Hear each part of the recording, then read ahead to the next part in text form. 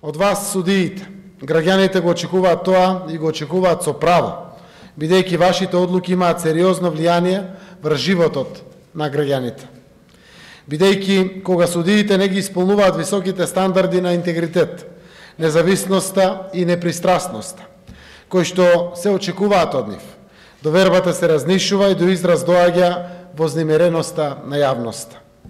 Тоа е така зашто корупцијата му нанесува сериозни штети на интегритетот, ги подкопува самите темели на демократската држава, регулирани со владење на правото. Како резултат на тоа, системот и институциите почнуваат да се распаѓаат и да ја губат и изгубат својата суштествена улога. Република Македонија се соочи со една таква состојба и закана. Правосудството беше оттргнато од прегратките на јустиција, божицата на правдата и беше фрлено во прегратките на политичката моќ. Штетите од оваа појава се длабоки.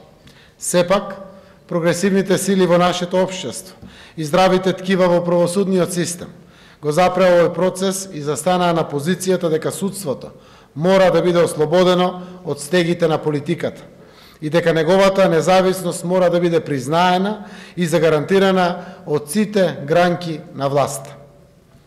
Почитувани, ова е моментот во кој се поврзуваат точките во моето обраќање до вас.